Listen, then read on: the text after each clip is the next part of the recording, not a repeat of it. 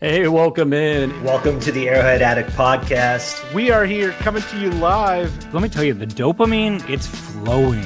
I am damn excited. Damn excited. That's a terrible drum roll. Oh! Boy, how you doing, man? Patrick. Will Sterling. Yeah. Super Bowl champion, two-time Pro Bowler, and Trent Green. Trent Green, how you doing? Hey, what's going on, guys? And he picked it up! He picked it up! He's gonna score!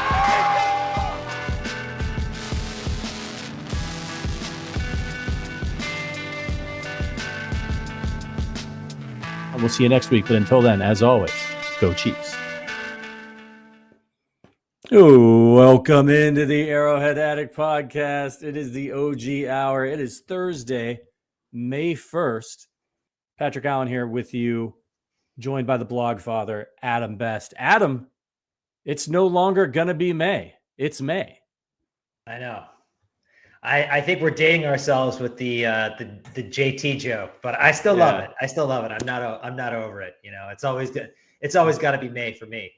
Yeah. And in a few days, it will be May the 4th be with you too. So we got May the 4th. We got my birthday coming up. We got my son Rory's first birthday coming up at the end of the month. That's exciting. And on the 14th, we have the schedule release. One of my favorite days of the year. You have all these cynical people just in the sports world and in the world in general who will say, why do you care about the schedule release? You already know the teams they're going to play. It's just the order that they come in. But man, for me, once the schedule comes out and it's set, I get to check out where all the primetime games are. I know when I'm going to be working late at night and the Thursday night games. Are we playing on a holiday? Are we going to be playing on Thanksgiving? Like, what about overseas? All that stuff's really exciting to me because now it means that the season is going to happen soon. I could start to envision the Chiefs' journey throughout the season and hopefully to another Super Bowl. Are you a schedule release guy? I am. There are infinite possibilities in terms of how the schedule can line up, and you know, you can have certain stretches that are just kind of a murderer's row. Like last season, we were thinking if the Chiefs can get through the early part of the schedule and get through that late stretch around Christmas where they have 3 games in 10 days, the rest looks pretty good. They don't have any like other back-to-back kind of like trap stretches. So also with me now in Los Angeles, I am eagerly anticipating, somewhat nervously anticipating the schedule release because I'm worried they're going to send the Chargers Chiefs game that is supposed to be out here to Brazil. And if they do that, you know, friends and family won't be able to come out and do the whole Arrowhead West thing, which I'm really looking forward to. So that would be a little bit of a kick in the balls, but I'm not going anywhere, and perhaps that will have to move to Vegas this year. There's been talk. You know, instead of LA, because Vegas is easy for everyone to get to, right? Yeah. And you can get a cheap room in Vegas. You also, though, it's a bummer though if they do send it overseas because, you know, when the Chiefs play in LA, you only have to compete with other Chiefs fans for tickets. So there's just not quite as much demand. There's not as many Chiefs fans out in LA as there are in Kansas City, of course. So I'm excited, man. We have a tough schedule again. It's a tough schedule every year. We don't play the Bills this year, though. No, we do. We play the Bills. We don't play the Bengals. It's like the first season in a long time we haven't played the Bengals because it's lined up either, you know, both of us were in first place or we were playing their division that year. So like last year we played them because we were playing the AFC North. They didn't finish in first place the previous season. But this year it hasn't lined up. So no Chiefs Bengals regular season game. Are you sad about that, or are you just excited to beat them in the playoffs? If they make the playoffs, I mean, if they make no sure thing given the recent history, right? I'm not going to call them a shoe-in. Obviously, Joe Burrow, phenomenal. Top 4 quarterback, top 4 or 5 quarterback on anybody's list, and maybe the best receiver duo in the league. But I don't know. The rest of that roster, I didn't love their draft. Those first 2 picks were kind of brutal. So I don't know if they're going to be there. But getting playing the Bills, I think that is the NFL's premier rivalry right now. Josh Allen and Patrick Mahomes are the new Brady and Manning. So yeah, I like that being on the schedule for sure.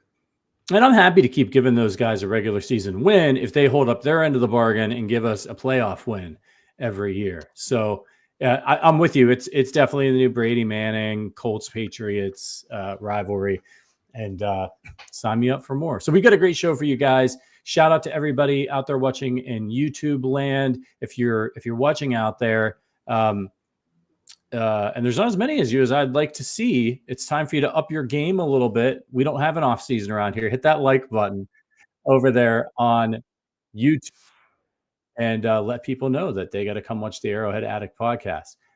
Okay, so great show. We're gonna recap this draft. If you were with us live for our live draft show, there were a million of us in there. It was a lot of fun. You got to hear some of our thoughts already, but it's your chance to catch up with me and Adam now that things have had a chance to settle. We'll talk about that. We'll talk a little bit about how we see this all playing out now that most of the roster construction for the Chiefs is done. And then before we get out of here, as always, as we love to do, we're going to talk a little bit of film. And I'm excited about this one, man. We're going to do 2002. That is the year that Simmons was born, Chiefs' new left tackle. And there's some really I left some good movies on the board here this time. Yeah, I'm still deciding which movie is going to make my third spot. Like 1 and 2 are solidified, but 3, it's a tough year. It's a very tough year. Yeah, I couldn't choose between a few movies for my third spot, so I just went ahead and picked a little bit of a wild card, and I'll explain that when we get to the end of the episode. But you have to make it to the end of the episode to find out our favorite 3 movies from the year 2002. All right, let's get into this draft. What's your take, just before we get into like a player-by-player thing, and let us know in the chat. We want to hear from you guys. What were your thoughts on the draft? We want this to be a conversation. So if you're watching live, let us know. And if you're not watching live and you're listening to this on audio later, let us know what you think. Leave us a 5-star review on Apple Podcasts and let us know your take on the draft. We'll read it next week on the show. Okay, so Adam, what's your overall feeling about this draft? In particular, Brett Veach's strategy here. For example, things like trading back one spot or not moving up, rolling the dice on seeing if Josh Simmons was going to fall, because in all of my mocks, if I wanted Josh Simmons, I had to move up to get him. And then he goes defense. When we were all thinking, like, we all had, Cam Scadaboos and Travion Hendersons in our eyes, and that's not ended up, and it didn't end up how it happened. So what was your take on the overview there? I thought he was extremely patient, and he recognized probably once things got into the 20s that the Chiefs had a luxury other teams couldn't afford, and that's waiting to start Josh Simmons if he isn't ready. If they want to give that injury more time to heal, a lot of these other general managers, even if you're like looking at Houston, where Nick Casario, I don't think he's under any heat to lose his job. But that line was terrible last year. They have to protect a young quarterback who had a little bit of a backslide in 2024 and CJ Stroud. So I think that was another team that was just like, we can't pick this guy. And he just is between like getting McDuffie or Mahomes or Xavier Worthy. He has like a preternatural feel for where these guys are going to go in the first round. And I think that's because Andy Reid and Brett Veach are well liked by their peers. You'd think that they wouldn't have that kind of intel because they're one of the best teams in the league, but these guys have been around. They have a lot of good relationships. I mean, Howie Roseman, that's a relationship that they have. I mean, yes, they whipped our ass in the Super Bowl, but Andy Reid and Brett Veach have direct connections to Howie Roseman and Jeffrey Lurie. So they were able to get that done. And I didn't think it would be possible to get Josh Simmons at 31, let alone 32, let alone you get a 5th round pick. And if Jeffrey Bassa out of Oregon ends up replacing Drew Tranquill as a starting coverage linebacker, this is going to end up being a huge coup for a team that, because of how much money they're giving their stars and their offensive line, they can't just throw stuff around willy-nilly in free agency. So if they get the guy they wanted all along and pick up another starter along the way, that's fantastic. As far as kind of moving up later in the draft, you get that extra pick. You have that extra fourth next year for Joe Thuney.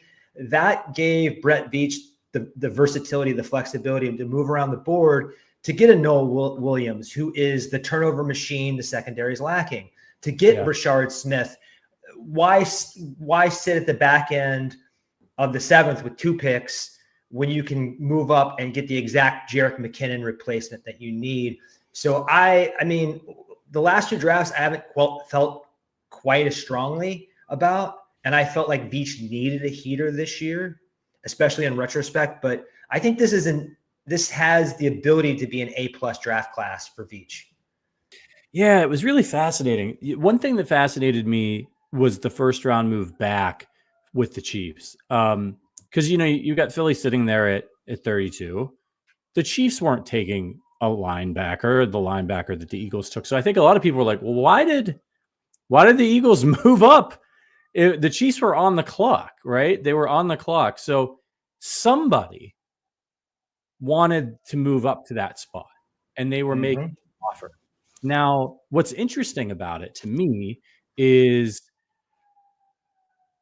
well, if somebody wanted to move up and it wasn't the Eagles, then whoever it was coming from the second round, right? So presumably their offer would have been better than what the Eagles gave the Chiefs, which was it was a 5th round pick that they got for the move, 1 spot. So I'm just so fascinated how that went down. Like, was there somebody that wanted to move up? Did Brett Veach call Howie Roseman and say, just lie to him and be like, somebody wants our spot? Like, did he have a hunch that the Eagles wanted somebody? And I doubt he would do that, because, you start getting into territory where if you start doing that to GMs, then nobody's going to work with you. You know what I mean? And like, you won't be able to get any deals done.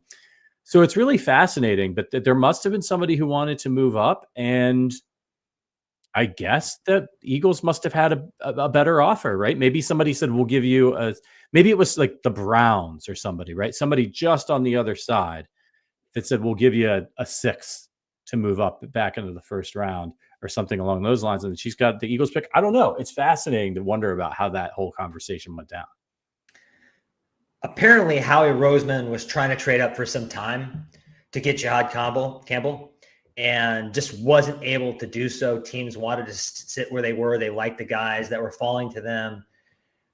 I don't know. It sounds like they had this kind of deal where you don't have to tell me the player, but tell me if you're picking offense or defense, Howie. Howie says defense. Okay, we've got a deal in principle. If our guy is still there, we'll happily move back a spot, get our guy, you get your guy, we get extra ammo, everybody's happy. It kind of sounds like that is what happened. And they had to at least convince the Eagles that someone else was credibly trying to move up. And I think they were. Brett Veach gets these deals done so frequently on draft day because people trust him, because he's a straight shooter. So, yeah. And it must have been, I mean, you would think that it potentially is for the same player, because otherwise, if you're the Eagles, like, what are you doing? So maybe it was like, but it's fascinating how the whole draft works out. But I'll take it. You're right. I can't believe they moved back 1 spot and just picked up a 5th round pick. Like, of course you're going to take that deal if you know that you're not losing the player that all day, every day, and twice on Sunday. So let's talk about the Simmons fall. Were you surprised that he fell, and that look, the Chiefs have a serious need here at left tackle, right? They're really, and it's not even like the need that the Patriots had to get a left tackle, which you've got a young quarterback. They want to protect him. But like, if you're the Chiefs, it's like, this could have cost us the Super Bowl. There's a domino effect, right? Like, your tackle plays bad. Now you don't have Thuney at guard, and it just like goes all the way down the line. Maybe if the Chiefs had Eric Fisher at left tackle, they still would have got their butts whooped, but maybe not as bad. I don't know. But, what do you think? What do you think about Simmons, his fall in this? Were the Chiefs were the Chiefs just motivated enough to take the chance on him, or do they really feel as confident about him as they say they do? Because you would think that they're not the only team with a medical staff in the NFL or a left tackle need. So if there's a chance that, as a lot of the analysts say, Josh Simmons could end up being the best left tackle in this draft, that somebody else would have taken that same chance on him before pick 32. I think it's the combination of the medical staff, Rick Burkholder and co, being very good, very, very good. They not only correctly diagnosed Trey Smith, were willing to pick Rashee Rice with that foot injury that wasn't talked about enough. They got Jerick McKinnon and Juju Smith-Schuster, and even Sammy Watkins healthy for a playoff stretch, which didn't seem possible, but really was one of the big factors in them winning that first Super Bowl in the Mahomes era. So I think that is one half of it. The other half of it is I think the Chiefs have the job security in the front office, in the coaching staff to say, hey, if Josh Simmons doesn't work out, we're not sunk. Right. And you have to take that chance if you're the Chiefs, because guys like this, potential franchise left tackles, those kind of cornerstones, do not hit free agency. Trent Williams did. They tried to get him. He's stuck in San Francisco. Otherwise, you just don't get those opportunities, and you do not get those opportunities drafting 29, 30, 31, 32 every year. So this was the rare occasion, because of circumstances, where you actually get a guy that has that ceiling. So you have to take the swing if you're the Chiefs. And I mean, if you're looking at the downside at Ohio State, in 2023, he was merely good. And then if you look at the schedule of the games he played, full games, Akron, blowout, Western Michigan, blowout, our favorite school, Western Michigan, Marshall, another blowout, Michigan State, blowout, Iowa, blowout. And then the Oregon game, he plays part of it. That's like an incredible game, but he doesn't play a lot of it. So he looks like the best tackle in the draft for 5 blowouts. So that might be another reason where teams are like, man, the sample size, because at San Diego State, when he was at the Aztecs, he was just a pretty good player who's starting to show some promise that attracted Ohio State. So there are some reasons. Also, you hear the kind of nebulous character concerns bullshit. I think he's just kind of a guy with a certain swagger about him that might not have been a fit for every franchise. But when you're the Chiefs and you have the culture in the locker room you can make guys like this fit in. If you survived Kadarius Toney and some of these other knuckleheads, it's not going to be a problem. So that's where I'm at with this pick. It was something the Chiefs had to do. And the night before, when I was like posting my final mocks on Twitter, I had the Chiefs trading up to 21 with the Pittsburgh Steelers to get Josh Simmons, because I thought, maybe you can trade with the Vikings at 24, but he's not going to get past the Houston Texans. So I think we were all sitting on the air live on draft night, all of the Arrowhead Addict gang. And when we saw that the Texans passed on him, it was, hands in the air. We were like, okay, this could actually happen. Was that kind of what you were feeling in the moment too? Yeah, I just didn't think he was going to be there if we didn't move up. And I think you made an excellent point about the Chiefs front office having the job security. Brett Veach is playing with so much house money. He could blow 3 drafts in a row, and I don't think Clark Hunt would make a move at GM. You know what I mean? Like, they've won a bunch of Super Bowls. Like, the guy's been incredible. He doesn't have to worry about if he screws this up. He's got a Super Bowl caliber roster. He screwed up Kingsley last year, right? Like, he drafted him in the second round. They thought he could be their left tackle of the future. As of now, it has been a complete disaster. It failed. He's not going to be their left tackle. So that sucks, right? It may have cost them a Super Bowl. Maybe not, but it was a contributing factor to the way the season ended. Well, he's like, okay, I took my shot. I missed on that one.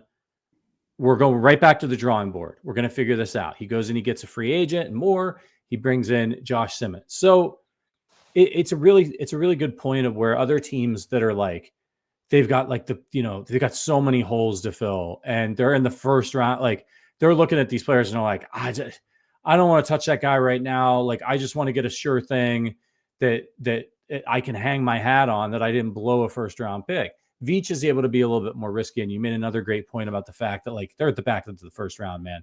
Like, the guy prospects with this talent, like, this is a guy who has all the physical tools, huge high ceiling pick that you're getting at 32. It almost never happens. It's because of the injury concerns. That's part of the deal, but somebody has to be willing to take that risk. And it worked with Trey Smith. It worked with a number of other players. You got to do that. I mean, we were talking before the draft and I said, I don't care about anything else other than if they needed to trade up to number 1 overall to fix the left tackle position. If they were right, I wanted them to do it, because it's the only thing that can stop the Chiefs. It seems so far is a lack of protection up front. Otherwise, they're competitive, and they're often competitive even when they don't have it. So I think the Chiefs are incredibly fortunate. If it doesn't work out, great. So maybe they would have taken Travion Henderson at the end of the first round. Listen, I don't care if Travion Henderson is Barry Sanders next year and was on the Chiefs. If left tackle was a swinging door, Chiefs aren't winning the Super Bowl. They're just not. And it's a fact that it's going to be much easier to arbitrage Travion Henderson than it would be to arbitrage Josh Simmons. You're just not going to – you can find a pretty electric pass-catching running back on day 3 of the draft. You have to get luckier. You have to really know what you're doing. But Tyron Tracy was that guy last year. It's not a stretch. Other than the Jordan Mailata miracle that Philly pulled off because he was this rugby player, how many starting left tackles do we have that were drafted on day 3? So I think the sequencing of when you grab these guys was smart. As much as we all missed Jamal Charles and wanted to see Jamal Charles light in this offense, it was the responsible, like, eat your veggies thing to do, right? Yeah, and they could have gotten running backs too if they wanted them in other rounds. There were guys there, but it was clear they had a different strategy. And let's talk more about it here as we move on to the second round pick, number 63 overall. And by the way, Mary says, if the Chiefs would have traded up for Simmons, I would have lost my mind. Probably in the moment you might have, but I bet if he worked out and the Chiefs win Super Bowls, you probably wouldn't have cared about the trade up, right? Adam's brother here was losing his mind when the Chiefs traded up and drafted Patrick Mahomes. Not anymore. Okay, number 2, second round, Omar Norman-Lott, defensive tackle from Tennessee. He was the 63rd pick. This is a guy, it was kind of a weird pick, right? We wanted the Chiefs to get defensive tackle help. I think everybody was on board for that. This is a guy who, he's explosive off the line. He's disruptive in the pass rush. But in college, he didn't dominate consistently, and he didn't play a ton of snaps. He was in a rotation of guys, but he had an incredible pass rush win rate, which I think this is where I'm curious to your thoughts here, Adam. But I feel like this is a kind of pick where Chiefs fans are like, well, why'd we take this guy? Why didn't we take like a sure starter, right? And I think that sometimes people forget, like, there's not any spots on the team for that, really, right? Like, it's so even in the higher rounds, sometimes they might be like, what they're looking for, like, specific needs. Like, we need to create more pressure up front. We're not going to be able to get a Chris Jones type probably here in the second round, but we think this guy, we can put him in even as a rookie, and he can help us create pressure. Is that your take on this kind of pick? That they're like, it's like the Power Rangers, right? Like, they've got the robot, like, mostly constructed, but they just need like a laser here and a thing here. Otherwise it's a redundancy. And I was thinking a lot about, Chris Jones and where he got drafted. He did get drafted in the second round, but it was earlier in the second round. And if you think back to Chris Jones, he shouldn't have been there. I remember the buzz of that draft. He was in the green room. Remember, he walks out on stage and the big bear hug with Roger Goodell and all that, and he was hyping up the crowd. It was kind of electric. But people were kind of speculating if he stayed in school another year, he'd be a top 5 pick. So you're not going to get guys like that in the second round normally, is my point. With Omar Norman-Lott, what are they looking for? They're looking for someone to replace Turk Wharton. That means a gap shooter, someone who plays 20, 30 snaps a game and can get upfield and cause havoc, because they have the luxury of Chris Jones occupying double teams and being the focal point of the offensive attack. He doesn't need to play more than 20 snaps a game if he's getting 3 or 4 pressures. That's all they want from him. They want him to be somewhat sound in the run game and to make shit happen, to just take advantage of being alongside to Chris Jones. And I don't know what's up with him not playing that many snaps, if it's a conditioning thing, if it's just how Tennessee, I've heard a little bit like this is just how Tennessee likes to do their rotation. So, I mean, maybe there's a little bit of worry with him, but if you look at the pass rush win rate and you watch the tape, he brings explosive potential to the pass rush. And like I said, they had to replace Turk Wharton. And they need young guys on this team too. Like, they've been trying for a few years now to patch up some of the defensive line issues, defensive tackle, by bringing back veteran guys, or going and getting another edge guy to be a rotational guy for a season. And that's worked out well enough for them with Chris Jones at the peak of his powers and stuff. But like, they need to develop some of these young guys. Chris Jones wasn't dominant right out of the gate. He developed slowly over time. So you bring this guy, and it's kind of like bringing up a power hitter to your lineup in baseball, and maybe he can't really do a whole lot else right now, but like, you don't want him taking a ton of at bats, but in certain situations you want him there, because the one thing he does do well right now is hit home runs. And so I think that's what the Chiefs were doing with some of these moves. They're like, we need guys who can get pressure, that can help us create pressure with 4, and who are young and on cheap contracts.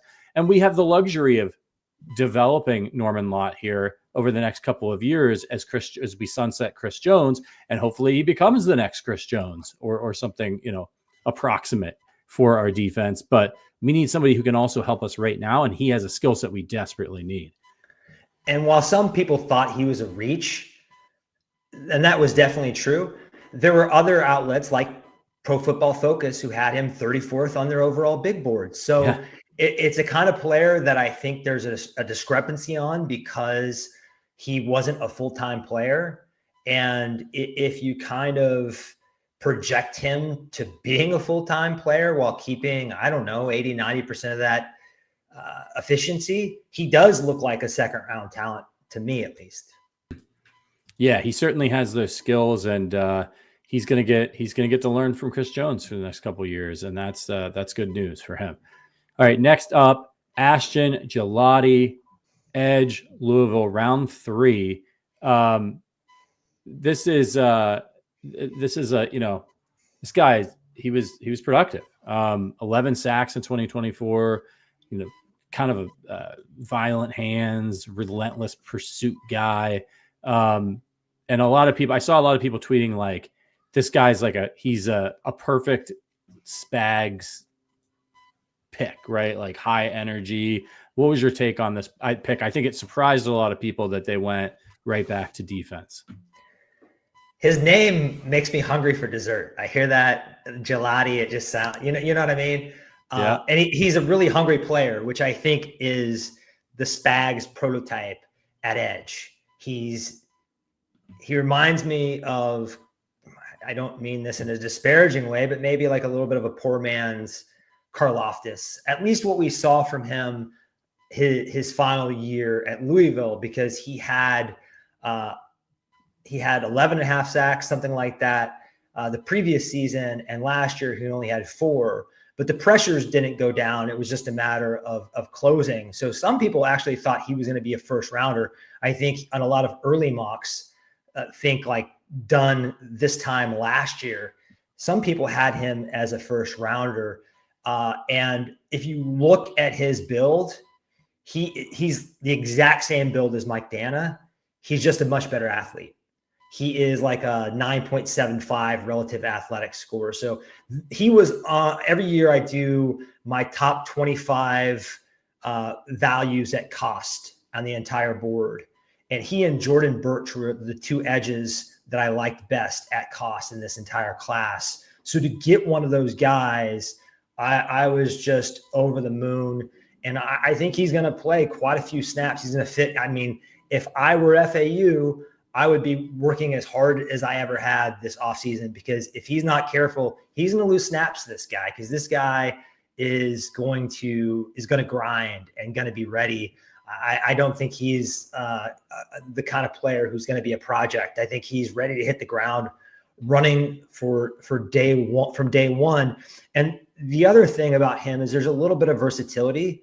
You wish his arms were a little longer, but I still think he can kick in 5 technique, 4-4-eye, do some of the like NASCAR packages Spags likes.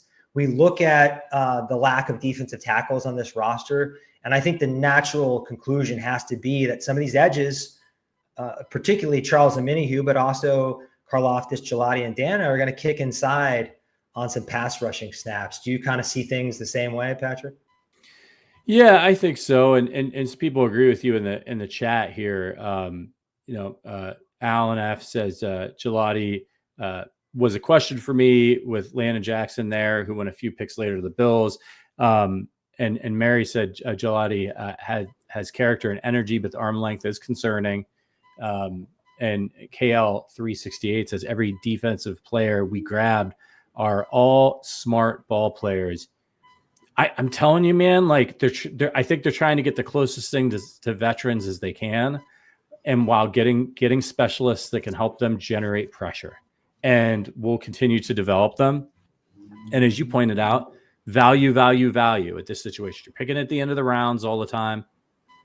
You're trying to fill holes on a Super Bowl roster. So, and you see this as a trend throughout Veach's drafts, even in his free agency moves. He's always looking for like value, high upside. And you understand why, right? He doesn't have a lot of money to play with. He's got an owner who doesn't spend a lot of cash, on top of the fact that he has a Super Bowl roster with veterans that cost a lot of money. And so he can't afford to just throw money around nonstop to everybody. And he's not going to have the picks to do it. So I think the strategy is sound here. And it's very clear that even though you're looking at the Chiefs offense and, it's been middle of the pack, and I think a lot of that was because of injuries last year. And I actually think that if you factor in development, Hollywood Brown actually being there a whole season, Rashee Rice coming back, Xavier Worthy taking the next step. If you factor in all of those things, like, this would be pretty damn good offense. And it probably isn't being looked at as by the Chiefs as some fans are, which is like, it's an emergency. They need more weapons. And they felt like, we can get some weapons and we can get them at the back end of this draft. We're going to talk about those guys in a minute here. So by the time we get to the 4th round here, Adam, I'm thinking we're all right. We got a lineman. We're going meat and potatoes. We got edge. We got defensive tackle. It's time, right? A running back. It's going to happen. A wide receiver. Get Mahomes some weapons. And it's a cornerback, Noel Williams. What were your thoughts on this pick? He was kind of on my radar late. I think the week of the draft, I heard Daniel Jeremiah in a podcast talking about the most underrated players in this draft. And he talked about the 3 defensive backs from California that all got drafted. Craig Woodson was a safety that I really liked, but Noel Williams led college football in interceptions last year. He's like a team leader type, great character, can play safety, can play slot, just the ultimate Dave Merritt, Steve Spagnuolo kind of player. And you see them leaning into these kind of, I think more and more as they have situations like what they dealt with Tyreek Hill, what they dealt with Willie Gay, or most notably Kadarius Toney.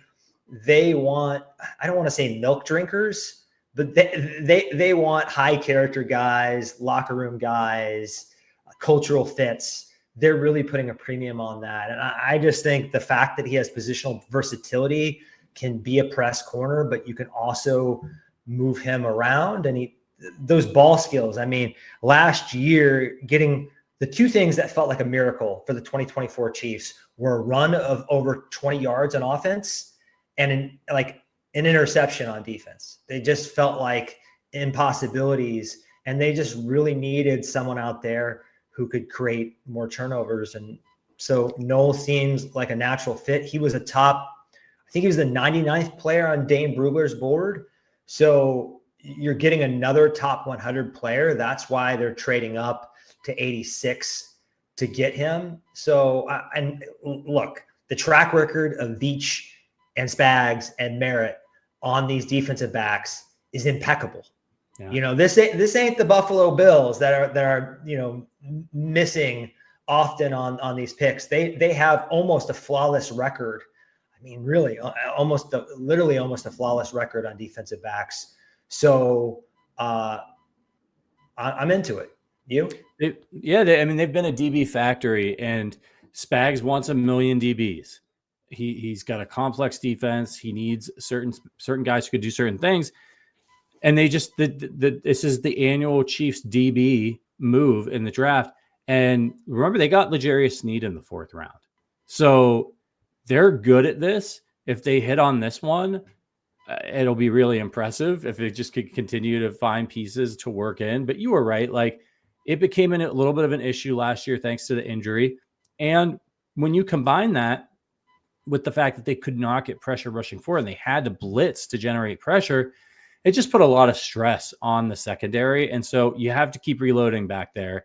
They're not going to, with the exception of like a McDuffie, they can't afford to keep these guys. They get too expensive, and they don't just, like, a lot of these teams, and they blow their wad and they send $1 billion on one DB. And it's like, that's great.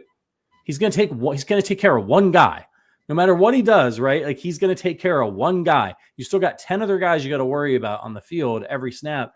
And so I just think it's insane to pay too much for these defensive backs when it's an ensemble thing. Like, it's great if you've got a lockdown guy, but as a theater guy, like, it's an ensemble. If you play well as an ensemble on the front end and in the back end, which is a lot of, like, let's be honest here, right? Like, that's been, outside of Chris Jones, that's been the Chiefs defense. Like, Sneed had a really good season. McDuffie's really good, but it's not been like Eric Berry and, like Hall of Famer type players where you have this like edge pass rusher, like a Watt or something like that.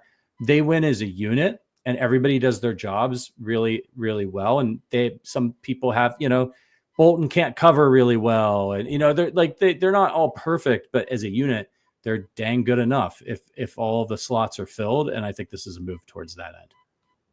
When you started talking about the theater and the ensemble, and by the way, I agree with you, corner and the secondary, ultimate weak link system along with the offensive line, I couldn't help but think about Bullets Over Broadway. So for the uninitiated, this is a Woody Allen movie where this mobster and a playwright come up with a brilliant idea for a play, but to get the play funded, they have to take money from the mob boss who wants his girlfriend to star in the play, and she's a horrific actress, just ruins the entire play. Everyone else is like magnificent in it, and like the mobster and the playwright can't take it because it's just like destroying their play. And the secondary is just like that, right? One guy can, and you said they're definitely going to pay McDuffie. They picked up his 5th-year option. I think they are. But I don't know. They've just never done this in the secondary. So this is going to break Chiefs fans' hearts. It's probably not going to happen, but I do want to put it on the radar that potentially they could play out that 5th-year option and try to like tag and trade him or something. You never know. Yeah. You don't know what the market's going to be like, but maybe at that point they'll determine that, what's the Chris Jones situation at that point? Right. Where are you spending your money on defense? Maybe you move that around. If you don't have another guy like that you got to pay, maybe you have the money for McDuffie. So yeah, it's going to be fascinating to see. Or, that's a great position to play out the string as long as you can, even with a franchise tag, because it's so up and down. Like you can have a really great season and then you can struggle. It's hard to be consistently good on defense, period, but especially at the cornerback position. All right, finally, 5th round, the Chiefs take a dang skill position player, Jalen Royals, much to the delight of everybody in Kansas City, most of whom are also Royals fans. They now get to rock a Chiefs jersey with Royals on the back. I don't know if anybody from Fanatics is listening to this, but you need to put out a Chiefs alternate Royals blue Chiefs jersey for this kid with Royals on the back. I mean, how many people are already excited to have Royals on the back of a Chiefs jersey? But did you see the new White Sox alternate city jerseys that are based on the Bulls uniforms that they put out? They're kind of cool. I dig it. And God knows that the White Sox are so bad at, even getting a little bit of the shine from the 90s Bulls will help them. That would be cool, right? A Royals blue jersey with Royals on the back, but it's a football jersey. It's a Chiefs jersey, just using the colorway of the Royals. I dig it. I'm in. That's we love in America. We love crossover appeal. We love when superheroes randomly show up in a different movie or whatever. So I'm all for this kind of like Kansas City mashup. I think it was. I'm on to something here. They should just do a swap too, right? Yeah. It would be great. Like a red and yellow Royals jerseys for a day, and then the Chiefs wear blue. Yeah, just for one game a year. Just one game a year for both of them. That'd be really cool. And just to have like a Royals, like a red and yellow Royals hat, or I don't know. It just I think you earned something. And they only have 2 teams. I know they have the soccer team and all that, but really they only have like 2 huge traditional sports teams in Kansas City. So it's even easier for them to swap than a city like Chicago, which it's like, do we do the Cubs? Do we do the White Sox? Do we do the Blackhawks? Whatever. Yeah. I think technically this is still 4th round, 133. Oh yeah. Yeah, that's my bad. So, but he was, almost in everyone's top 100. Dane Brugler and the Beast had him at 66. So there's a strong argument that this is the steal of the draft. Jalen Royals, Utah State, over the past 2 seasons had more 50-plus yard touchdowns than anyone in college football. So he has that explosive play ability, that home run ability. If you look at his body type, you're going to see Sammy Watkins. You're going to see Rashee Rice. He even has that similar 10-yard split. Remember, Rashee Rice had the top 10-yard splits, that burst, that 10-yard split in the 40 at 1.49 in his entire wide receiver class. Well, Jalen Royals has that exact same 10-yard split, 1.49. So I think they are seeing he ran a lot of slot routes, digs, curls, slants, those kind of things. I think we're hearing a train in the background, right? Speaking of Chicago. Yeah, get the windows open. But it kind of wrecked my concentration for a minute. But you could see him playing a Rashee role and being Rashee insurance. He's not quite as dynamic and explosive as Rashee Rice and rugged once he gets the ball in his hands, like who is outside of like Puka Nacua and Debo.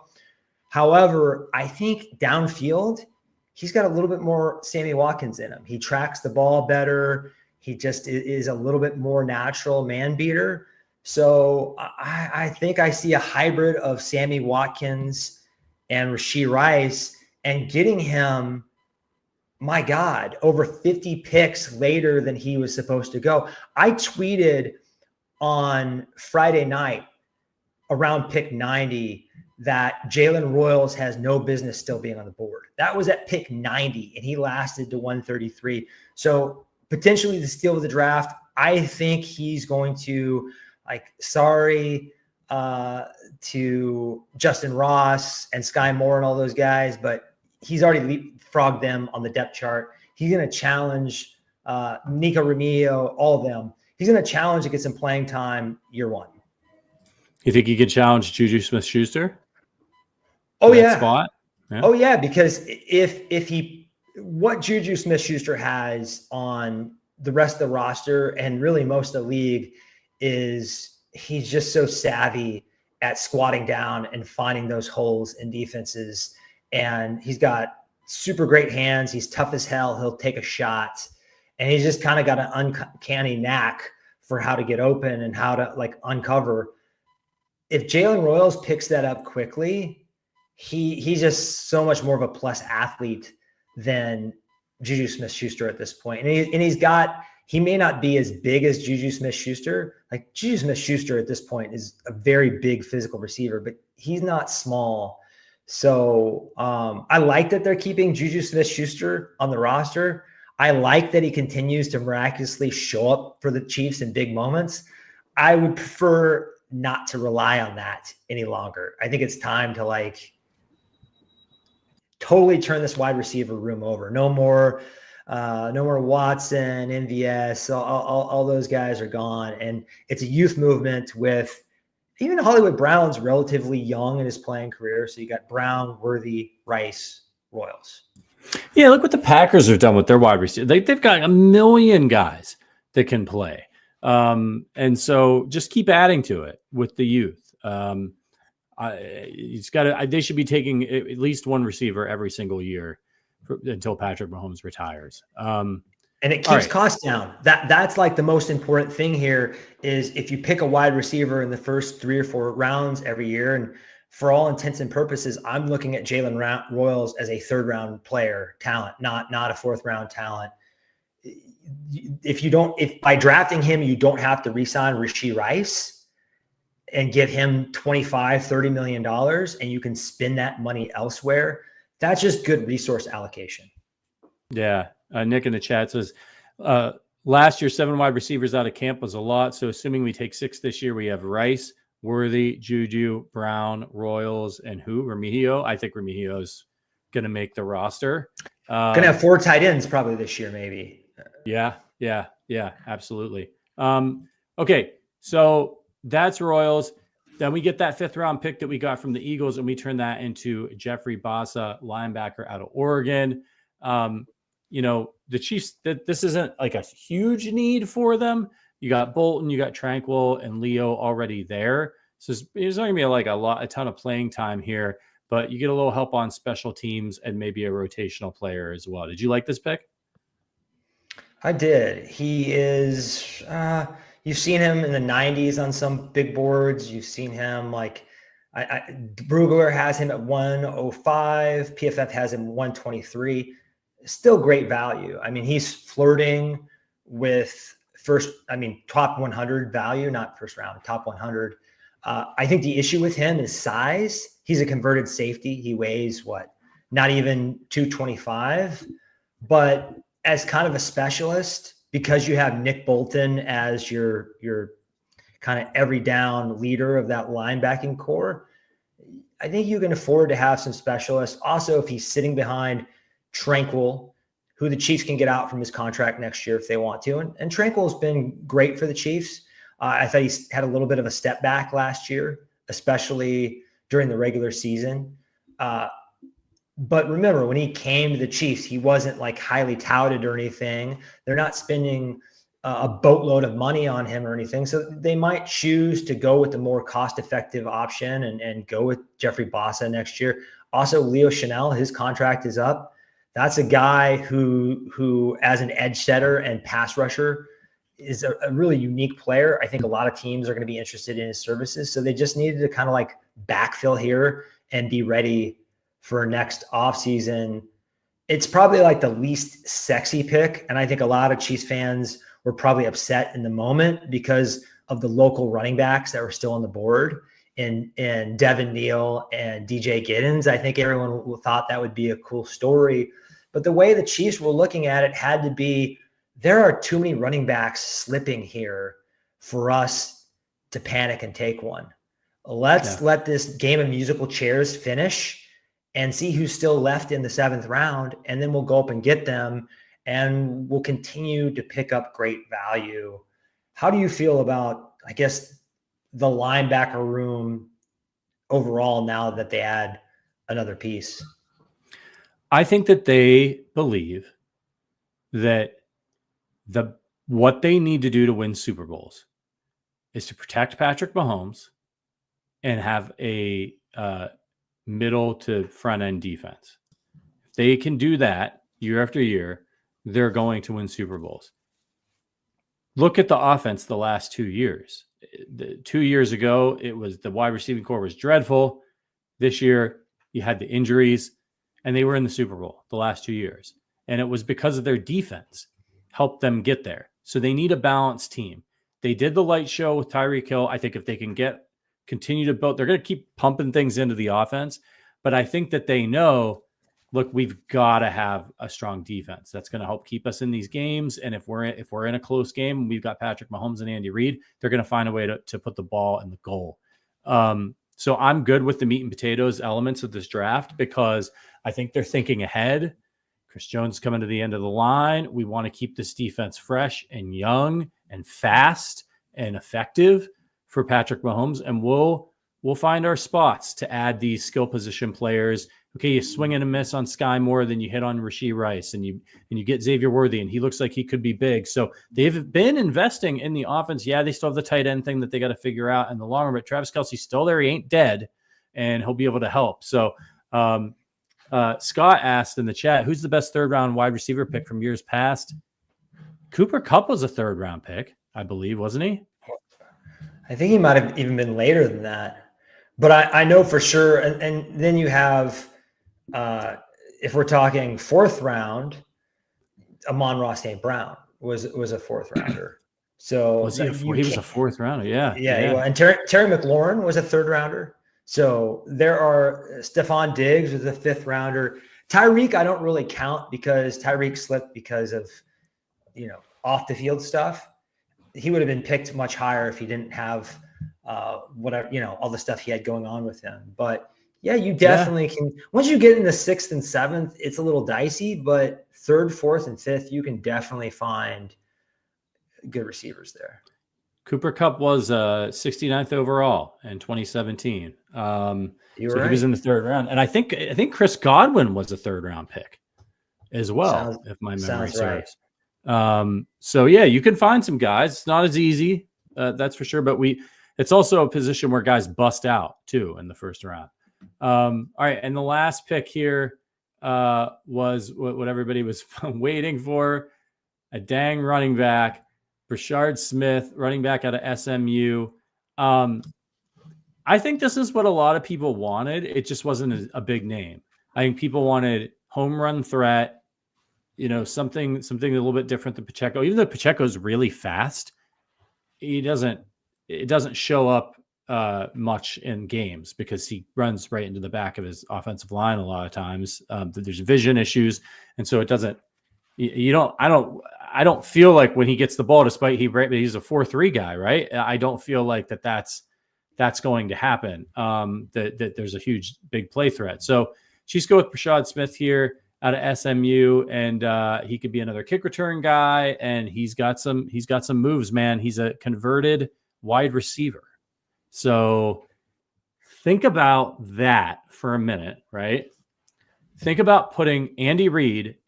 You're effectively, maybe if it works, giving Andy Reid a receiver to put in the backfield that he could hand the ball off to, or he could have run straight at a linebacker. How do you feel about this pick? Well, Jerick McKinnon himself was a college convert. He was an option quarterback in college. And the reason he was available when he was available is because the lack of reps. So with a guy like this, who was at Miami and played wide receiver, transfers to SMU, plays running back 1 year, but gets 1 million all-purpose yards. And really, if you watch the tape, he is inclined to bounce it outside a little bit too much, but he has that thing where with his vision, where he can see something, plant his foot and go. It's pretty remarkable for a player who's only been doing this for one season. So I think if you squint and you think about what he could become, especially in the heels of what Tyrone Tracy did and basically the same exact situation at Purdue, then going to the Giants last year. This is the exact kind of weapon they need. And Andy Reid's history kind of tells you what he likes. He did the Pacheco and McKinnon thing. He did the Thomas Jones, I believe, and Jamal Charles thing. You know, he likes his meat shield, and then he likes his dynamic screen game weapon. And I think a lot of people want their 3-down unicorn back. Man, chasing that is just not really worth it, guys. Sure, you have your Saquons, your Derrick Henry, but the money and the draft capital and everything, it's just tough. And I think the model is actually what they're doing in Detroit. You have that hard-nosed lead running back, and then you save the really valuable touches for the explosive guys, the explosive guy. And I'm not saying that, that these Pacheco and Brashard Smith are going to be Knuckles and Sonic, but a Dollar Tree version of that, sure. And I think Brashard Smith has the upside of being potentially one of the best 7th-round picks in this entire draft, because he's so new to the running back position that you have to raise his ceiling a little bit because he's still figuring everything out. After you got over the initial letdown of the Chiefs not grabbing one of those big name running backs in this class, where are you at with this fit? I had a feeling that they were going to, at a certain point, I was like, they're going to wait. Once it got to a certain point, and some guys, I'm like, they're going to wait. They're going to wait. They're going to get a guy with a certain skill set in the back end that they think can do what some of these guys that are going to get taken earlier can do. And I think they're looking at it like, we've got Isaiah Pacheco, we got Kareem Hunt hanging around. We don't need to do it all back. We need somebody to come in and do a certain thing for us. And, a lot of people forget. So Brashard Smith is 5'10", 196. There's another player that used to play for Andy Reid. He was 5'10", 203. Do you know his name? Played for Andy Reid a long time ago with the Eagles. Played the running back position. Brian Westbrook? Brian Westbrook. Okay. Brian Westbrook, okay. The Chiefs, I know they threw a lot, they've thrown to some guys, and they did that with Kareem Hunt a little bit. Never forget, Brian Westbrook in his prime, 2006, 2007, right? Like those seasons. He had 1,200 yards on the ground, 1,300 yards on the ground, averaged 5.1, 4.8, 240, 278 carries those years. Through the air in 2006 and 2007. Brian Westbrook caught 77 balls and 77 passes, 699 yards receiving in 2006. 2007, 771 yards receiving. He had 4 seasons where he had 700 yards, 600, 699, 771. I think Andy Reid might have a little glint of Brian Westbrook in his eyes with this pick. And maybe he's not giving him it was a different era, right? Mid 2000s. Maybe he's not giving him the carries that Brian Westbrook was getting between the tackles as much. Maybe, but man, if you had a receiver in this backfield that's getting 700, 600 receiving yards with everybody else they've got, that's going to be hard to stop. And you're really onto something. I think we're on the same wavelength here, because my upside comp for Brashard Smith basically is Brian Westbrook without nearly as much rushing utility. Basically just the receiving side of Brian Westbrook, and that's Theo Riddick. Theo Riddick was a guy that played for the Detroit Lions for about 5 or 6 years, and he had 4 years or so of over 50 catches. I think he had 50 once, 60 twice, and 80 once. So, and he never had more than 100 carries. I think that's the kind of player we're looking at with Brashard Smith if we're trying to figure out what his ceiling is. Tons of catches, tons of routes. He better learn. You better learn blocking, buddy. You better learn pass protection. That's what he should be wrapping his head around right now, because I think the Chiefs want him to be their primary receiving back. Yeah, absolutely. All right. So that's the draft class. It's gotten really wide acclaim. Draft grades don't mean anything, but they're fun. And all we have to do is right now is all we can do is assemble these classes, look at them, and then see how we think it played out from a player and value standpoint. But as far as what remains, now that the dust has settled, the major waves of free agency is over. You got the players. Now everybody's reevaluating their roster. Maybe you see some trades. It's people like, we didn't get what we needed, or you got some people on franchise tags and all those things that can happen. What's left for you as a Chiefs fan when you look at this roster that we still got a hole there we need to deal with? What are you concerned the most about? There's not a ton. I'd like to see maybe another run plugger, defensive tackle. That's one thing they could look at. They already added Mike Edwards to safety room. They could do a little bit more work there. They could try to add another running back depending on who gets cut. We're really picking nits here. Maybe a guard if they see something and they get into camp and it's like, these two guys aren't looking too good at left guard. Kingsley is disappointing us once again. We need to pivot. But I just think this is a pretty complete roster. They filled I think the Chiefs did a nice job of not drafting solely on need, drafting on upside while also plugging holes, which is two different things. And it's not always easy to do those things simultaneously. Do you have any holes that I'm kind of missing here?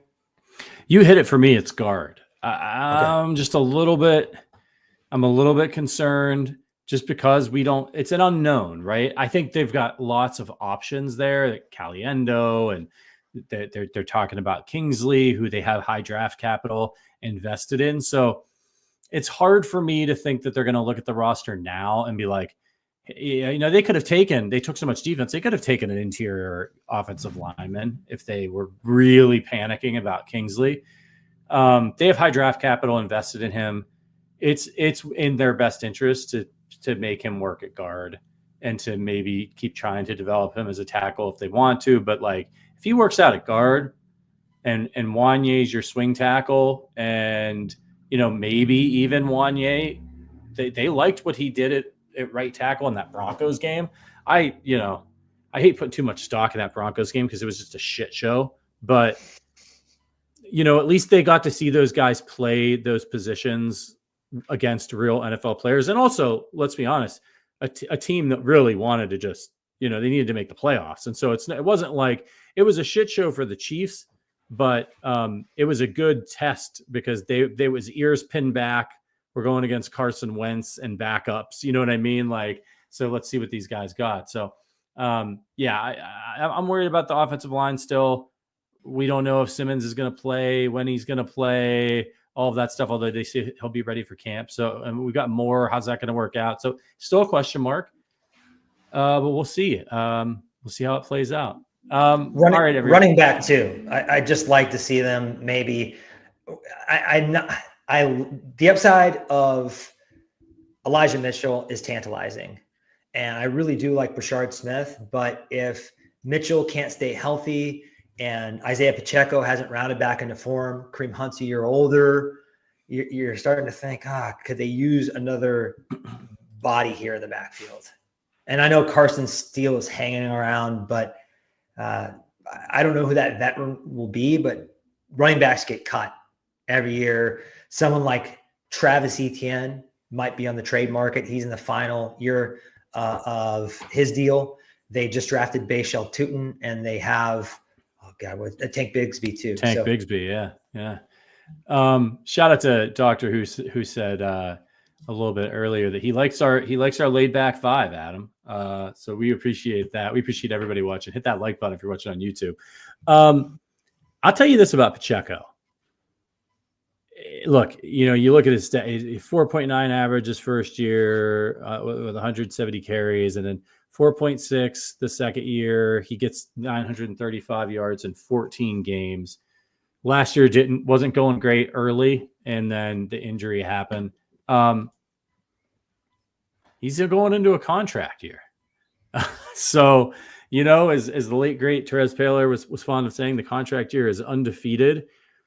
Isaiah Pacheco has how impacted was he from the injury last year? I don't know. But if there's anybody outside of Travis Kelce who's motivated to come back this year in incredible shape, it's Isaiah Pacheco, man. He's still going to have the lead duties unless something crazy happens in this backfield.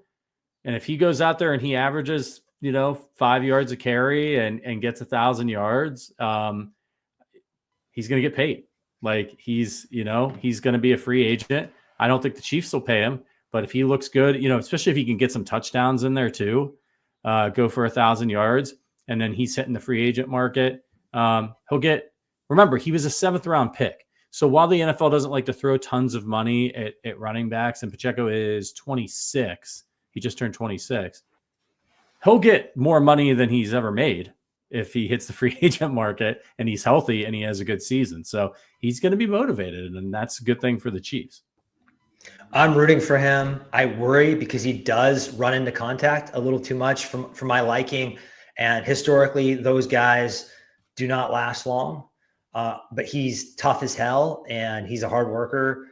I expect him to come back highly motivated, and let's cross our fingers that he can get to 1,000 yards. Yeah, absolutely. All right, everybody.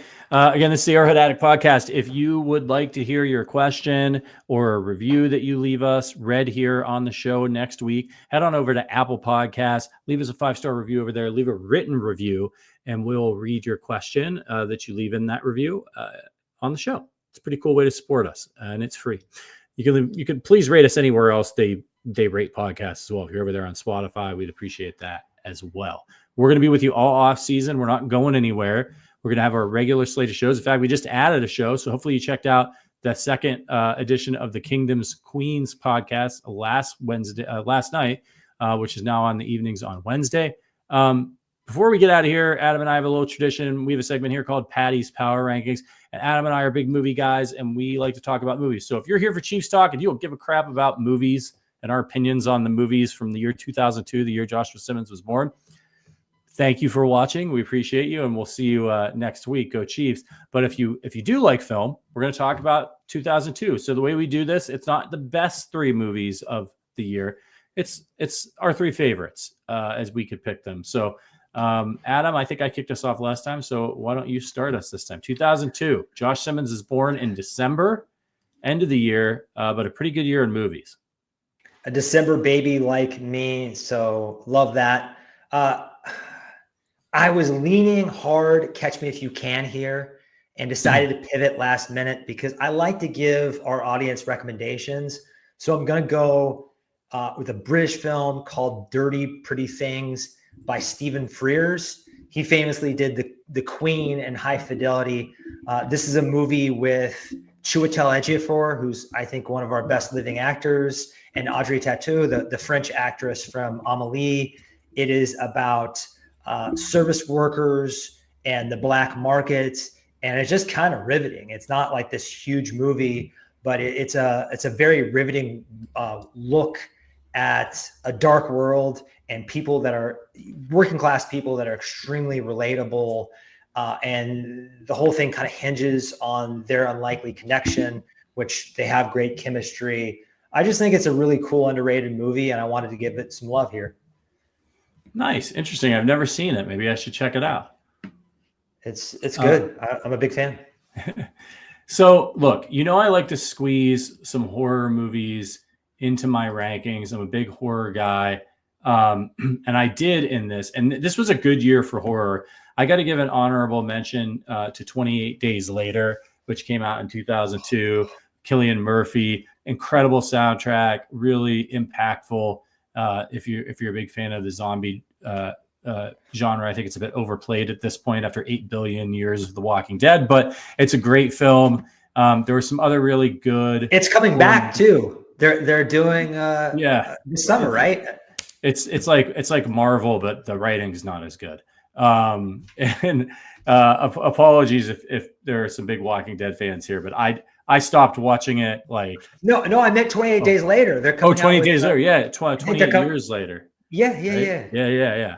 Walking Dead is coming back too. There's always a new Walking Dead show, so it's easy to get confused. It's more like Olympic Dead at this point. Yeah. Blade 2 came out. That's a fun one. But my number 3, I went with Signs. There were so many good movies. There's Lord of the Rings and Catch Me If You Can, but like, I know a lot of people are not big fans of M. Night Shyamalan, or they find his movies very hit or miss. I think he's quite good. I think he had a really hard thing happen to him, which is you come out with that first movie, right? And that the twist ending of The Sixth Sense. And I think, I don't know how much of it is him and his ego, and how much of it is the studios being like, you've got to have a twist ending and all this stuff. And so, you know what I mean? Like, it's probably a little of column A and a little of column B in truth. There's an expectation. But even his movies that I think were duds, like what's the one, Lady in the Water, and like The Village. Oof. The Village was not, it didn't work for me. But the movies were incredibly watchable. He's got a Spielbergian like wonder, I think, about the way that he writes his films, and they're very intriguing, and dialogue is really interesting, and he writes colorful characters that remind me of like Spielberg and Stephen King and Tarantino, like just really distinct, interesting characters. And Signs, I think, is right up there with The Sixth Sense. The ending, if you think a little bit too much about it, it'll kind of like, it doesn't hold up as well, like the theory behind everything. But the actual film, the acting, the story, the pacing, and the message of the movie, it's a movie really about faith, right? And whether you're religious or not, I think a lot of us have faith in something. And so it played out nicely. He played out the string of the plot quite nicely. The acting and direction was really good. It was very funny in places, and scary, and heartfelt. Like, I think it's a good movie. It's not his best, but I think it's a little bit overlooked. Thinking about M. Night, it's 1999. He's 29 years old. Sixth Sense is a masterpiece, huge hit. And he's being compared before the age of 30 to not only Spielberg, but he's being called the next Hitchcock. Yeah. And I think the pressure of being the next Hitchcock and always having these like wow moments at the end of these thrillers kind of consumed him. And I think that's a totally fair point. Having, knowing the industry like I do, we don't know how much of this is Night and how much of this is, we want that signature twist that you do in every single movie. And he started off really well, because I know not everyone does, but I'm a big Unbreakable fan. So I am too. I think it's terrific. Those first 3, I think he's batting 1,000, and then the wheels fall off a little bit. And he's since come back. I like Trap. I like Split. Glass, not as much. Some of these other ones. The Happening, was that one of his? Maybe The Wind. Yeah. I don't know if that was his or not, but the one with Mark Wahlberg. I think Mark Wahlberg, and The Breeze was killing everybody. That was The Happening. Yeah. Yeah. Was Zooey Deschanel? Is that the one you're thinking of? Yeah. He did Devil, where they're all in an elevator. It's a popcorn flick. It wasn't a great film, but it was fun. Same thing. Yeah. But I'll say this about Sixth Sense and the whole twist ending thing. You know why Sixth Sense is such a great movie? It's not because of the twist ending. The ending is not it's a twist for the audience. But the ending is the climax of the movie, right? Like, the movie is not like, everybody thinks that the movie is about the kid, right? You see the trailer, and it's like, oh, it's this movie about this kid, and then this guy helps him. The movie is about Bruce Willis. Like, the kid helps Bruce Willis, not the other way around. Exactly. The kid, he helps. He does help the kid too, right? But like the movie, what the first scene in the movie is in film, right? If you don't study film, is the inciting incident. What's the inciting incident? The inciting incident isn't that this kid is seeing ghosts. He's been seeing ghosts. The inciting incident is that Bruce Willis gets shot. And it's like, we think it's like this prequel thing, or like this like backstory. And it's the inciting incident of the film, which the earlier that happens in your movie, the better.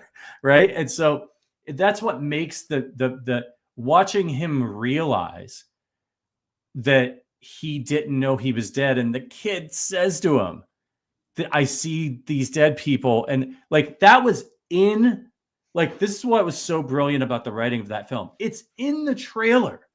I see dead people. They don't know that they're dead. It's in the trailer, and nobody friggin' knew. Nobody knew, including Bruce Willis. And that was the point. But it wasn't. I think what happened to him in later movies was writing the movie became about the twist ending. And Sixth Sense is a movie where he wanted to write the movie, and the ending just happened to be a twist. And that's where when you try to write the end of the movie instead of writing the story of the film, you just have to logically get your way to the end. So anyway, total side. It felt earned, right? Yes, that's a big part of it. And you want your audience to say, "Oh, of course. Why didn't I see that coming?" When the twist happens, you don't want to hit them out of nowhere and have it feel just off the wall. I think the real masterstroke in that was the relationship with the wife, because it's what seems like what is happening in the moment is he gets shot, changes both of them, and their marriage goes cold to the point where they're hardly speaking at all, and they're ignoring each other, and they're kind of on the outs. When in reality, she's a lonely widow. And that's what's going. She's not giving him the cold shoulder, and because he's lost his way, and they're not in sync. She's a lonely widow who's living alone, and that's why it's so quiet. But you don't. The way it's written, you think that they're like heading for a divorce or something. Yeah. And that's why it's so well done. It's the same thing with Die Hard. Die Hard is not a movie about a cop whose wife gets kidnapped by, like, it's not a movie about a guy whose wife gets kidnapped by terrorists and he beats the bad guys. That's not what the movie's about. That's what happens in the movie, but it's not what the movie is about. The movie is about a cop who's estranged from his wife and who takes a journey. The inciting incident, of course, is that the terrorists show up, but he goes on a journey and realizes that he cares more about his wife than his pride. Not even just his job, his pride. The whole movie is about him. He's a philanderer. You know that from the very first moment, because on the plane at the very beginning of Die Hard, he talks to the guy about scrunching your feet in the carpet if you're nervous from flying. And then he gets the big teddy bear for his kids out of the overhead compartment, and on his way out of the plane makes eyes at the flight attendant. There's no lines written, right? But it tells you now know everything about this guy. You know, he's got kids, probably a wife, and that he probably has run around on her a little bit. Wandering eyes at the very least. Well, yeah, wandering eyes at the beginning of the film. And then he, through the ordeal, through the conflict of the movie, he learns that, like, and actually, funny enough, ironically, through doing his job, all he wants is to get back to his wife. And it took this inciting incident to make that possible. I talk about Die Hard a lot, but I actually think it's a perfect script. And so it's one that's easy to bring up in terms of how to write a really good movie. Some people sit down to I'm going to write an action movie, and then they try to write an action movie. And these people wrote a bit of a love story and a journey of self-discovery disguised as an action movie. All right, go to your number two. We'll go to different years. I know we're in 99. We're in, I forget what year Die Hard came out. Is it? Yeah. 89, 90, something like 80, 88. 80, yeah. The 25th Hour is my second movie. I'm a big Spike Lee fan. I'm a big fan of Spike Lee kind of doing his Sidney Lumet thing where he's just kind of being a consummate New York studio filmmaker. And this movie is just incredible. It is kind of the signature movie about 9/11. And what's so brilliant about it is it's more metaphorical. It's not heavy-handed at all. It doesn't really talk about 9/11 much. You do see Ground Zero. I think you see some stuff in the credits, but it's more trying to like conjure the feeling of like loss and regret and that hole in your life. So it's Edward Norton when Edward Norton was on top of Hollywood and looked like its next great actor, right?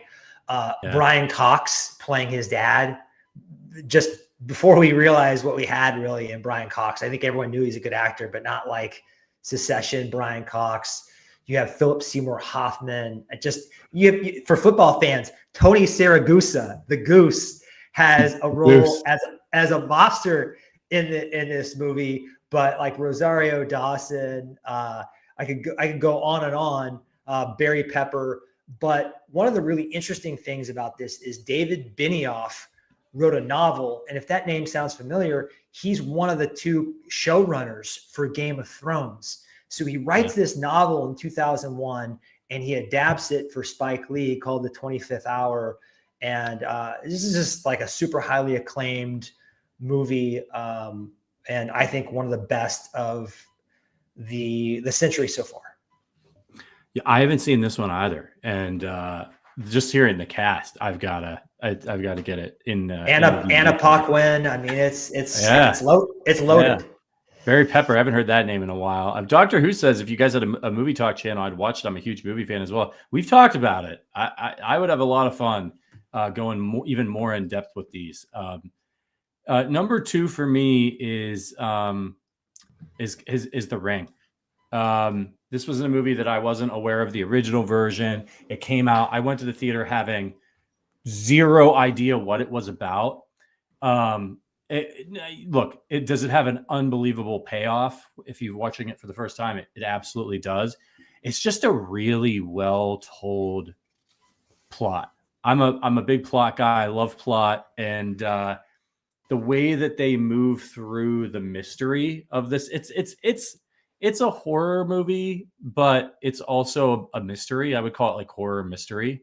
And it's fantastic. It's also got great music, a great story. Brian Cox makes another appearance in a film this year in The Ring. And of course it's just got an outrageous ending. And honestly, I know it's been out forever, but if you've never seen it, like, I'm not going to spoil it for you. Please go watch it. If there's one person left who hasn't seen it, I was once at a production of Julius Caesar, and 2 women behind me were talking about it, and they had absolutely no idea like what happened. And they were talking about it, like, what do you think's gonna happen? It was an earnest conversation, and I was like, as a theater guy, I was like, this is so fucking cool. Like, this is great. What an incredible thing. So wow. The Ring's fantastic. It's a great watch and a great rewatch as well. It scared the ever-loving shit out of me. It scared the bejesus out of me, man. At the time, I was dating this girl who thought she had long brown hair, and she thought it would be really funny every once in a while at night to just stand there with her hair over her face in like creepy positions.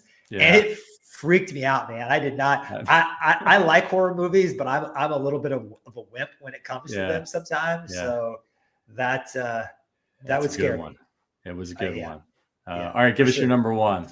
Speaking of rings, The Lord of the Rings, The Two Towers. Like, is it as good of a movie, a journey as The Fellowship of the Ring? No. Is it as emotionally satisfying as Return of the King, the third movie? No. But 2 words: Helm's Deep. Helm's Deep.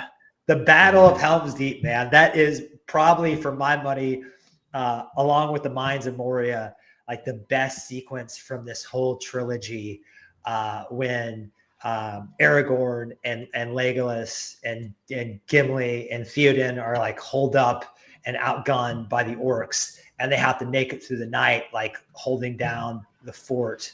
And we get Gollum. I remember, now Gollum is such a part of pop culture, but back at the time, they hadn't showed us Gollum. Even in the trailer, they were not going to show us what Gollum looked like until you got into the theater. So it was a really big deal when these movies came out back to back to back. I think this one, I'm going to have to look, but one came out December 17th, one came out December 18th, one came out December 19th. My birthday is December 18th. So for a kid who grew up reading these books and was at film school when these came out, it was just the third one. I dressed up as Gandalf for the movie, actually, which is an extremely nerdy thing I shouldn't admit, but it is a true story. Please tell me there are photos. I don't know if there are photos, but I think there might be. And if I give them to you or Zach, they will be used against me. So that's probably not going to happen. Yeah. Zach has told me that he still does have a video of you doing a Tony Montoya impression. So from the early days of Arrowhead Addict, he says he's got it somewhere on his hard drive. That's right. Okay. Number one for me, and yeah, you're right. Helm's Deep. Every time I'm on a plane, I go Lord of the Rings. It's just endlessly entertaining. It'll get you through a long flight, and it's just fantastic. Road to Perdition. I feel like this is an underrated movie. I know it got a lot of acclaim when it came out, but it's one of those movies that like people don't talk about often after the year. I feel like that. Like, when's the last time you heard somebody say, like, "Oh man, I'm watching Road to Perdition"? It's a tough watch, right? It's sad in a lot of ways, but this cast, man. Hanks, you got Paul Newman, and I think his last like on-screen role, I could be wrong on that, but it was near the end for Paul Newman of his career and life. Jude Law is a great bad guy in this movie. Jennifer Jason Leigh pops up as Annie Sullivan. I have Daniel not Craig. watched, Daniel Craig in a like, a really interesting role for him, right? Like, it's not the kind of role he goes to play James Bond, right? Like, he's a huge fuck up in this movie. And I have not watched this film. This is a movie really at its heart about fathers and sons. And I have a son now, and I've loved this movie since well before I even knew I wanted a son. I have not watched it since Rory was born, and I need to watch it. But I'll tell you what, there's something that and I'm sure the parents in here know what I'm talking about. As I'm ending my first year of being a father, Rory's birthday here is in at the end of the month. I'm like, things hit differently now that I have a kid. Like, things that I used to watch when it involves children or a relationship that I didn't have before. Holy crap. I'm thinking about it now and I'm like, oh man, that's going to be a really hard watch for me. It's fantastic. Paul Newman, did he get an Oscar for this one? Or at least was he nominated for Best Supporting Oscar in this? I think he might have been. I'm looking at reception, critical response. Oh, accolades. Here we go. Paul Newman was nominated for Best Supporting Actor. But who won was the famous cinematographer Conrad Hall, who did, Butch Cassidy and Cool Hand Luke. I know you're a big fan of Cool Hand Luke, and it's my favorite movie. One of the best to ever shoot movies. So yes, and the Paul Newman scene in this movie is made in part because of the wonderful cinematography. So the soundtrack is also absolutely fantastic in this one. Thomas Newman, I thought it should have won the Oscar for the soundtrack. It's beautiful and haunting, and it's a road movie and fathers and sons. And if you've never seen it, It's a drama. It's got a little bit of mob action to it. It's absolutely fantastic. Fantastic film. That's it for me. We're going to have to do a Paul Newman episode. Once we run out of years, we're going to have to do actors, directors, that kind of thing. Because you got me thinking about Paul Newman. I'm thinking about like The Verdict and all these great things he did. But I love this movie. I recently saw it again and had the thought, this is a better movie than American Beauty. It is held up better.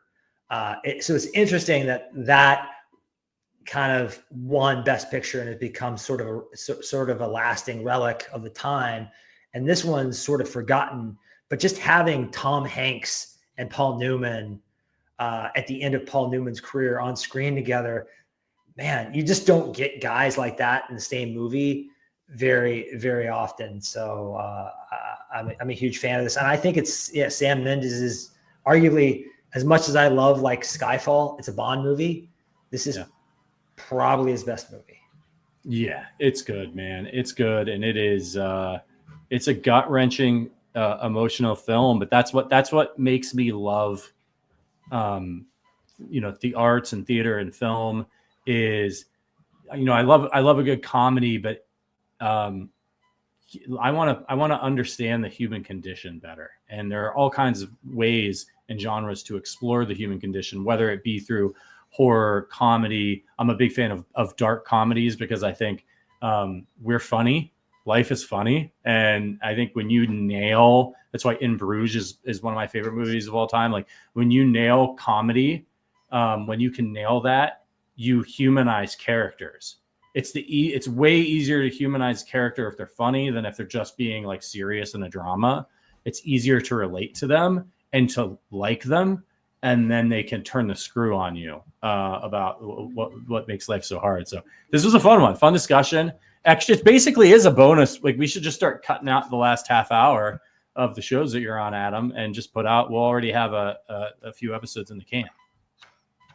I'm all for it. I think we'll have our cinephile fans who will maybe show up just to hear us rant about movies. Yeah, absolutely. All right, everybody, we got to get out of here. Poor Richard's probably ready to wring our necks for going so long. So thank you to producer Richard for getting us up and running today. Thank you to all of our members. If you're interested in becoming a member of the Arrowhead Addict podcast crew, check out the link in the description. You're going to see our Ring of Honor members' names scroll across the screen in just a minute here. We're going to be getting our almost fantasy football time. We're going to be getting our fantasy football league up and running again this year. It's a lot of fun. There's lots of great ways to support the show. So thank you to all of our listeners. We'll be back next week with our regular slate of shows. And of course, Friday with, did you guys name your show on Friday yet? Freaky Friday. Freaky Friday. The Wacky Wednesday has moved to Freaky Friday, so make sure you check that out tomorrow, and we'll catch y'all. I'll catch y'all next week. But until then, as always, go Chiefs.